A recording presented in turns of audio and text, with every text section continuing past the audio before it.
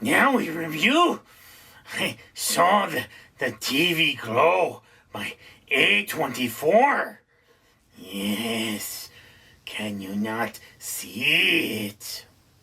Alright, ladies and gentlemen, as I slowly tick down the box of movie in theater I haven't seen, and believe me, that is actually getting pretty slim right now, even though it's officially the summer blockbuster season has started.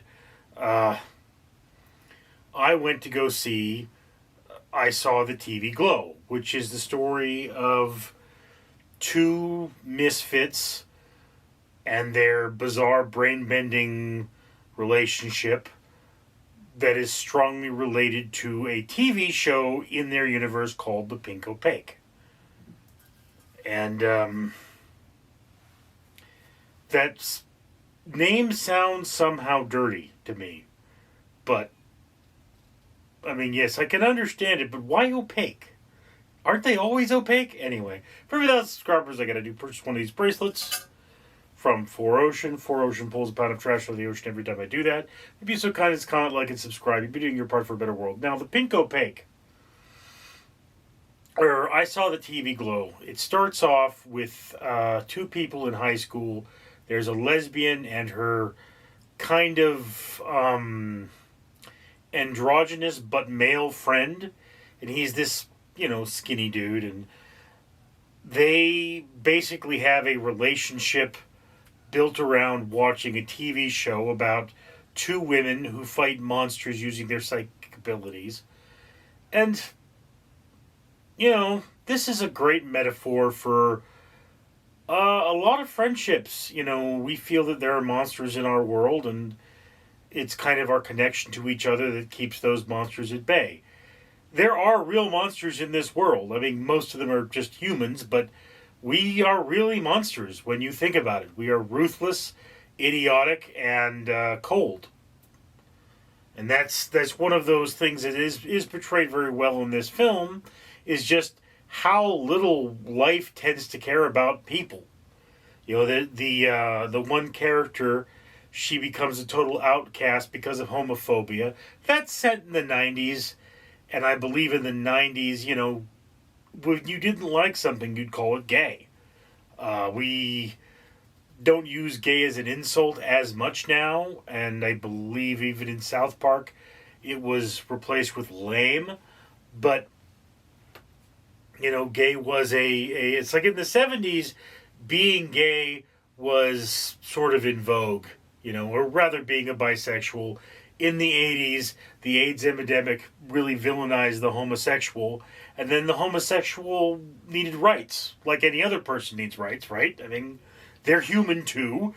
In fact, they're more like everybody else than you think. So, what is a homosexual? A homosexual is a regular person who just happens to like the same gender, And I don't understand it, but I'm not them. And I mean,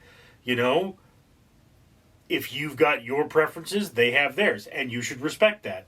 And then, the 90s, that stigma was probably brought to its heights. And then, finally we began to accept the fact that homosexuals are just people and that they need rights. So this story, starting in the 90s, started a very bad time for one of our main characters.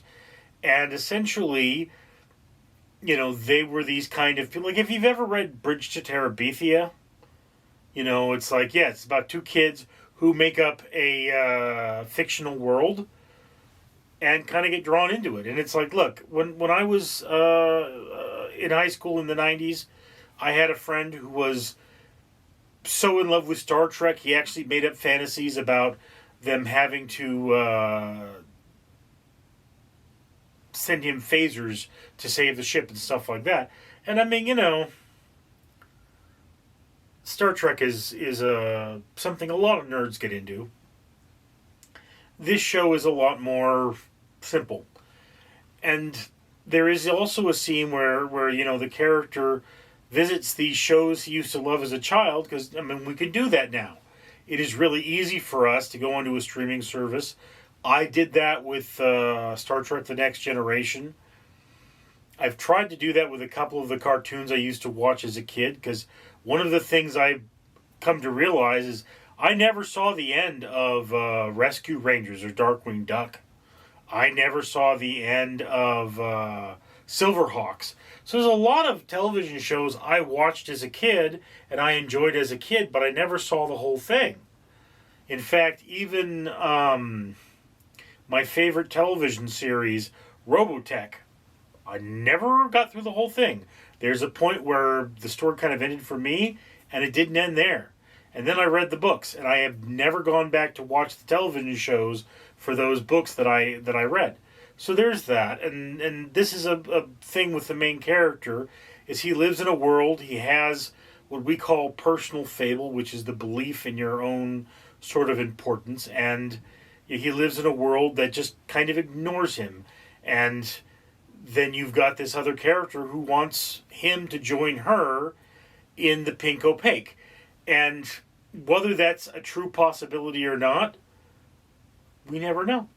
It leaves it open for interpretation. But you know, if you've ever been that kind of person who wants to scream at the world, "Notice me," or "Help me," or you know, "I'm dying," this is a great movie for you. I mean, it's slow in the beginning, but in the end, it really captures the frustration of many modern Americans. I don't know about other countries, possibly them as well. I mean, probably even worse in China right now. But it's this concept that we're watching our lives tick away and we're not able to do anything about it. It's like me and this YouTube channel. I've always wanted to be a professional YouTuber, but you know, that's just not how YouTube works. I don't have friends to help me. I have never met the right people to promote this channel. And, you know, quite frankly, I just don't have the money to pay for the kind of advertising I would need to make this big. So I just kind of keep doing this and hoping for a miracle. And when you realize that there are a lot of people out here who are living their lives and they're hoping for miracles, and there is just that tiny little sliver of hope. And that sliver of hope is just, you know, really it just gets smaller every day, doesn't it? So, yeah, to be fair, a lot of people will be put off by the first half of this movie because it is slow. It is an A24 film. They tend to be slow. They don't have a strong hook to them. A24 tends to have films that pay off the best in the third act. And really, a lot of films pay off in the third act. That's how most films are. The last act is often the best part of the film. The early parts of the film don't give you the same journey. That's why one thing we have a lot in films is what we call a hook scene, which is supposed to give you the action that brings you in. Carrie, for example, the original, not the remake, had that scene with all the naked girls in the locker room. And yes, that brought in all the teenage boys. Every teenage boy probably was like, oh, I am going to go see that movie. Oh yeah, this is awesome. And then the rest of the movie happens and you're like, wow, that was boring. Anyway, so yeah, where does this fit on your watch list? If you're an A24 fan and you really liked their other films that have that slow burn, you're gonna love this movie. If you're not into that, though, this is middle of the watch list and it's kind of slow. So yeah, it's hard for me to give this a rating. It's a brain bender. I love this movie. I hated it at first, but I would say it's high on my watch list. I would recommend this to a lot of people who enjoy this kind of a film. But I recognize that, you know, do be advised, the second half of this movie is at the top of your watch list, and the first half is a little further down than the middle.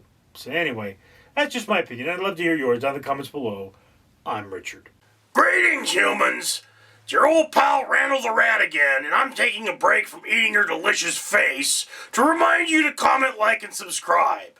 And why should you do that? Well, for one thing, see this bling here? That awesome, isn't it? Yeah, gotta drag it on it. This is what you get if you go to the Conqueror and start the Great Wall of China Challenge. Yeah. Walk long enough, bike long enough, you can plant 5 trees and get this awesome necklace, which the owner of this channel, Richard, has done for you, because he wanted to plant 5 trees and get an awesome necklace. And for every 1,000 subscribers he gets, he also buys a bracelet from 4Ocean, and they pull a pound of trash out of the ocean. So the more money he has, the more of these challenges he buys from the Conqueror, and the more trees he plants for you. So if you comment, you like and subscribe, he can buy more bracelets, pull more trash out of the ocean, and plant more trees. Isn't that awesome? Shouldn't you be doing that then? Be smart. Click that like button, or I'll eat you. Might eat you anyway. You look delicious.